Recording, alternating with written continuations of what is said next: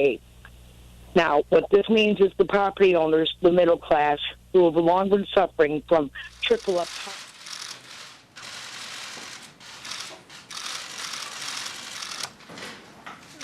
Good morning, everybody.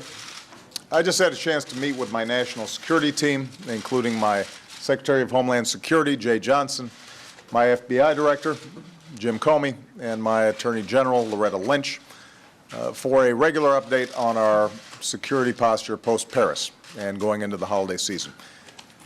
I think all of us recognize how horrific and heinous what took place in Paris was, and as I said yesterday, for many of us, the events there touched a deep chord, given the connection between the United States and France, the degree to which Americans see in Paris a way of life that's so familiar to us here in American cities.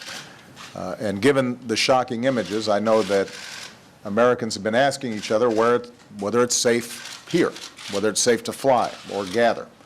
I know that families have discussed their fears about the threat of terrorism around the dinner table, many for the first time since September 11th. And it's understandable that people worry something similar could happen here. Watching the events in Paris made the threat feel closer to home. So as we go into Thanksgiving weekend, I want the American people to know is that we are taking every possible step to keep our homeland safe. First, we're going after ISIL wherever it hides. That's been our strategy for more than a year. I'll speak about this in more detail in the coming weeks, but let me remind the American people of what our coalition of some 65 nations is doing to destroy these terrorists and defeat their ideology. So far, our military and our partners have conducted more than 8,000 airstrikes on ISIL strongholds and equipment.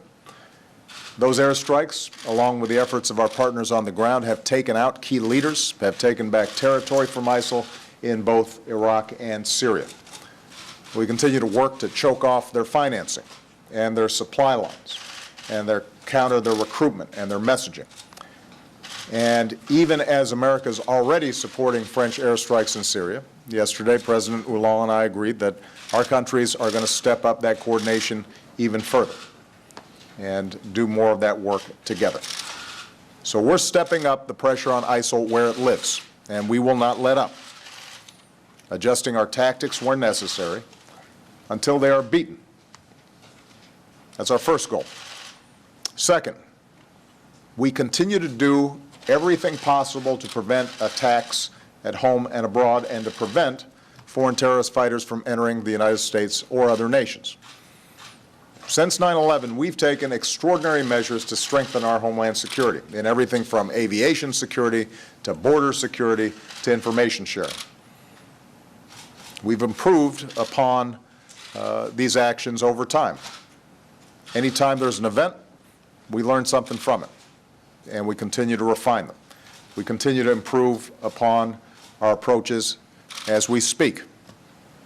Now, right now, we know of no specific and credible intelligence indicating a plot on the homeland. And that is based on the latest information I just received in the Situation Room. It is similar to the information the briefing that I received on Saturday before I left on my trip last week. So as Americans travel this weekend to be with their loved ones, I want them to know that our counterterrorism, intelligence, homeland security, and law enforcement professionals at every level are working overtime. They are continually monitoring threats at home and abroad, continually evaluating our security posture. They're constantly working to protect all of us. Their work has prevented attacks. Their efforts have saved lives. They serve every hour of every day for the sake of our security. They did so before Paris, and they do so now, without fanfare or credit and without a break for the holidays. So the bottom line is this. I want the American people to know, entering the holidays, that the combined resources of our military, our intelligence, and our Homeland Security agencies are on the case. They're vigilant, relentless, and effective. In the event of a specific credible threat, the public will be informed. We do think it's useful for people as they're going about their business to be vigilant. If you see something suspicious, say something. That's always helpful. But otherwise, Americans should go about their usual Thanksgiving weekend activities, spending time with family and friends and celebrating our blessings.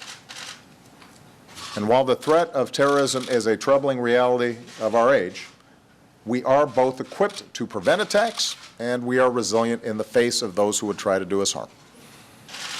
And that's something we can all be thankful for. Happy Thanksgiving, everybody. Mr. President, Mr. President. Thank you, guys. Response to the Clinton. Have you seen the Thank you, sir. McDonald video? Thank you.